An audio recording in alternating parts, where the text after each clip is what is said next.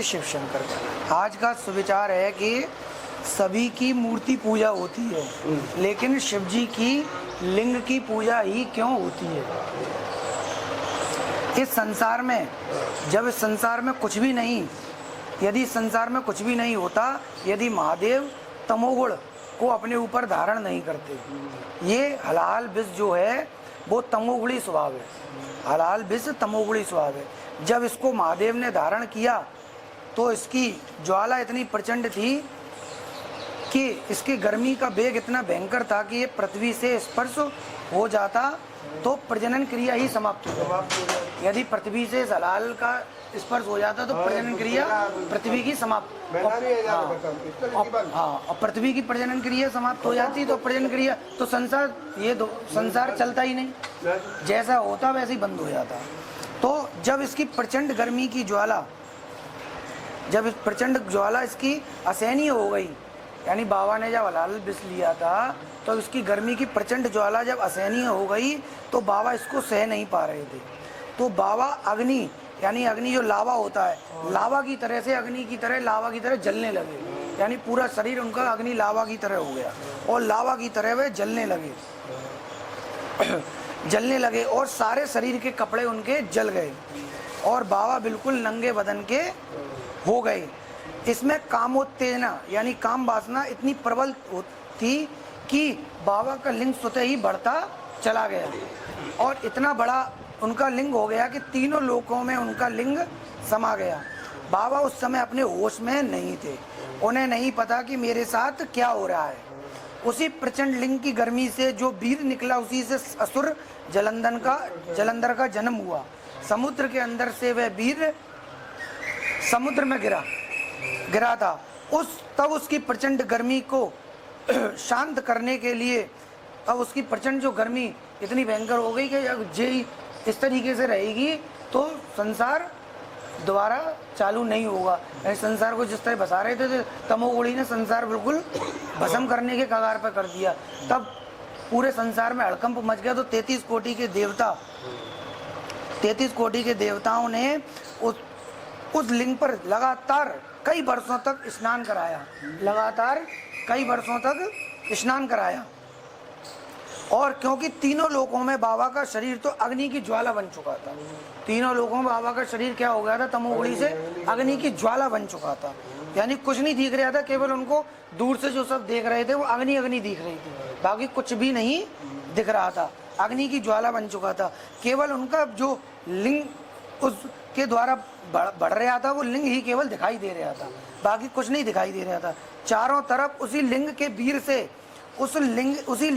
से 84 लाख योनियां बनकर तैयार हुई। उसी लिंग के वीर से 84 लाख योनियां बनकर तैयार हुई। उनकी बूंदें जहाँ जहाँ गिरती, जीव वहाँ वहाँ पैदा होते चले गए, क्योंकि अंदर उनके शक्ति का स्वरूप यानी काली का रूप भी विद्यमान था। तो यानी नर और मादा दोनों योनियां बनी, नर और मादा दोनों योनियां बनी। यही शिव और शक्ति में सारा ब्रह्मांड समाया है। इसलिए शिव और शक्ति में ही सारा ब्रह्मांड, जो पूरा ब्रह्मांड है, जो शिव और शक्ति में ही समाया है। और सारी जो योनियां हैं शिव और शक्ति में ही समाहित हैं। जो 84 लाख योनियां हैं, जितनी भी जीव जंतु जितनी भी, सब ही योनियां शिव और शक्ति में ही समाहित हैं। फिर जैसे जैसे लिंग की प्रचंड गर्मी शांत होती गई, तब उस लिंग को शुद्ध करने के लिए, उसकी प्रचंड गर्मी जब शांत हुई 33 कोटि के देवताओं के द्वारा जल से, तब उसको शुद्ध करा गया। तो शुद्ध करने के लिए क्या करा, दूध से, दही से, घी से, बूरे से लिंग को साफ किया गया। जैसे आज हम करते हैं शहद से, हाँ शहद से, वो जैसे हम आज करते हैं वैसे ही उसी तरीके से उसको 33 कोटि के देवताओं ने साफ किया गया। और लिंग को तमोगुणी रूप को कम करने के लिए, तमोगुणी रूप का उसका कम करने के लिए सतोगुणी और रजोगुणी बनाया गया। जब सफाई हुई तो उसमें सतोगुणी और रजोगुणी दोनों गुण अपने आप, जो तमोगुणी के द्वारा तमोगुणी ने दबा दिए थे, अब वो दोबारा से फिर प्लस में आने लग गए। सतोगुणी और रजोगुणी गुण दोबारा से बढ़ने लग गए सफाई के द्वारा। तो सतोगुणी और रजोगुणी गुण उसमें आते चले गए। तब जाकर कई वर्षों में शिव जी के लिंग का आकार अपने ही स्वरूप में आता चला गया। कई वर्षों में उनके लिंग का आकार जो था वह अपने ही स्वरूप में आता चला गया और महादेव की अग्नि शांत होती चली गई। महादेव की जो प्रचंड अग्नि थी, जो अग्नि दिखाई दे, वो भी उनकी धीरे धीरे कम होती गई और अग्नि अपने आप में शांत होती चली गई। तब महादेव अपने स्वरूप में आए। महादेव फिर अपने स्वरूप में आए। इसी लिंग से 84 लाख योनियों की उत्पत्ति हुई आनंद हो गया है। और इसी लिंग से पृथ्वी की प्रजनन क्रिया का विकास आरंभ हुआ। इसी लिंग से पृथ्वी की प्रजनन जो क्रिया है सभी में होती है, उसी से उनका संचालन, सृष्टि का विकास का आरंभ हुआ और सृष्टि का संचालन शुरू हुआ। और इसीलिए सृष्टि में सभी लिंग की प्रजनन क्रिया आपस में होती है। सृष्टि में सभी की होती है, चाहे जीव जंतु हो चाहे मनुष्य, सभी की प्रजनन क्रिया इसीलिए होती है। तभी नया जीव उत्पन्न होता है और उसी प्रजनन क्रिया से नया जीव उत्पन्न होता है। इसीलिए कहते हैं कि आदि है ना बाबा का ना अंत है, यानी उनके लिंग का ना आदि है ना अंत है, यानी लिंग का कोई अता पता नहीं है। उनका आदि अंत कहाँ तक है, क्या है, कोई इसका और नहीं है और कोई छोर नहीं है। और शिव जी का लिंग सभी लोगों में समाया हुआ है। इसलिए शिव जी के लिंग की पूजा होती है, क्योंकि लिंग सत्य है और मृत्यु सत्य नहीं है। क्योंकि लिंग सत्य, मृत्यु सत्य नहीं है। क्योंकि जब प्रजनन क्रिया नहीं होगी तो मृत्यु क्या करेगी? मृत्यु किसे लेने आएगी? किसी को नहीं। तो प्रजनन क्रिया से जीव उत्पन्न होगा तभी तो मृत्यु लेने आएगी। तो इसलिए लिंग सत्य, मृत्यु सत्य नहीं है। आदमी कहता है कि मृत्यु सत्य है, मृत्यु सत्य नहीं है, लिंग सत्य है। क्योंकि अगर प्रजनन क्रिया हो रही है, जीव है, तभी तो मृत्यु लेने, और जब जीव ही नहीं होगा तो मृत्यु का यहाँ मृत्यु का डांस करने थोड़ी ना आएगी। वो डांस करेगी और काय की होगी बताओ। इसलिए लिंग ही सत्य है, मृत्यु सत्य नहीं है। तो इसीलिए और बिना लिंग के प्रजनन क्रिया नहीं हो सकती। ये बात बाबा ने सत्य कर दी कि बिना लिंग के प्रजनन क्रिया नहीं हो सकती। ये सत्य का प्रमाण दे दिया, सत्य का उन्होंने प्रमाण भी है। ऐसा नहीं है कि हम अपने मन से कहें, ये सत्य का प्रमाण भी है संसार में कि बिना प्रजनन क्रिया के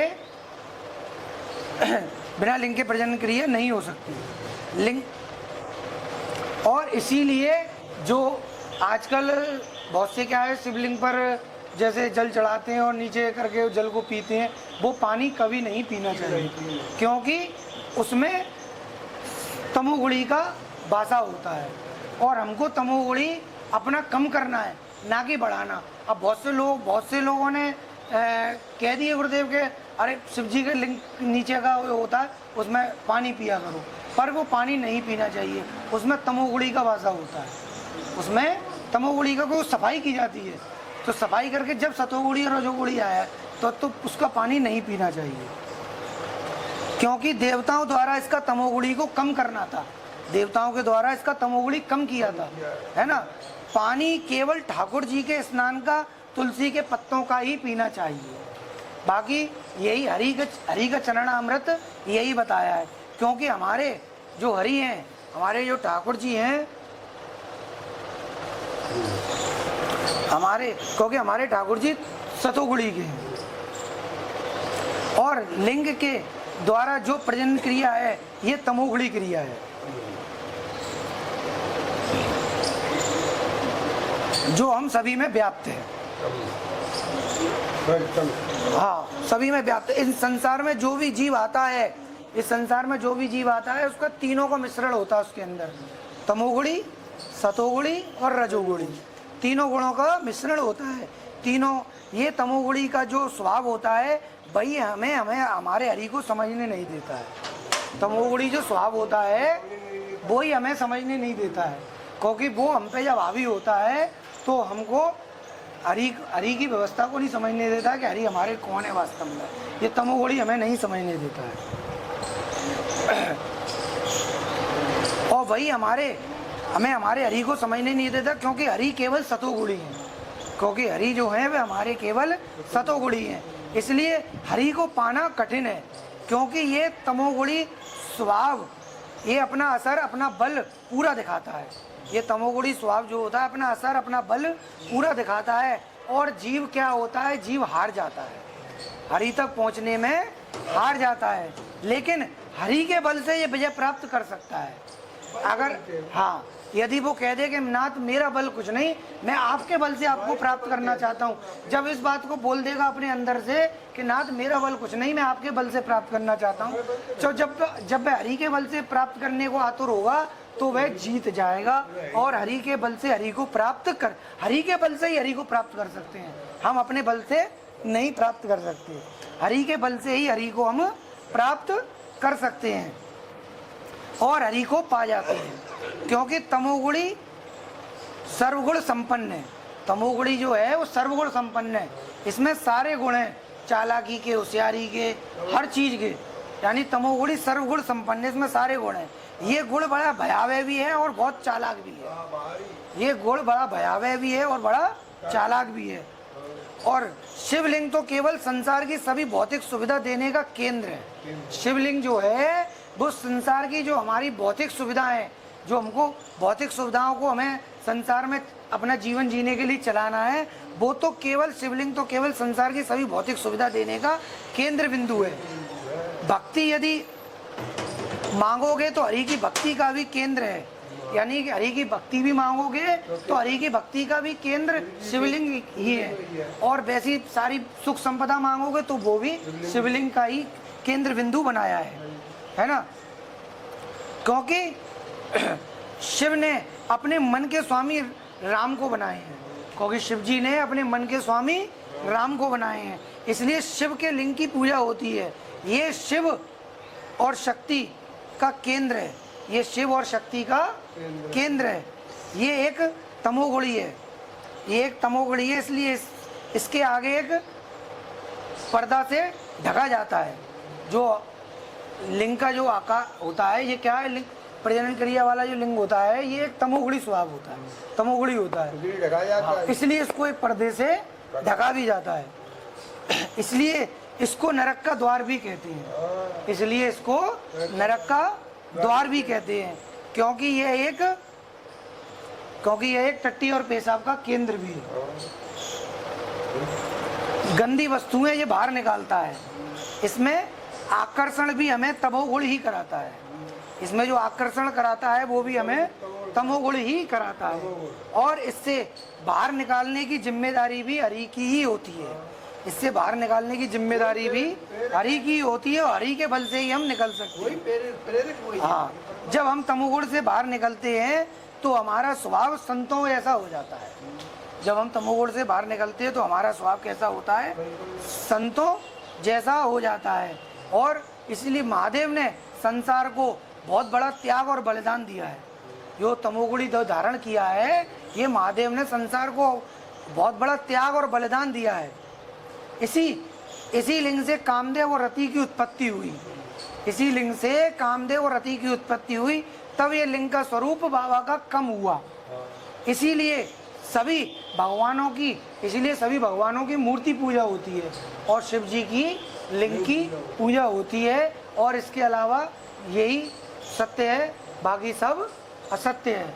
बोलो प्रेम से महादेव भगवान की जय। नमः पार्वती पतये हरे हरे महादेव।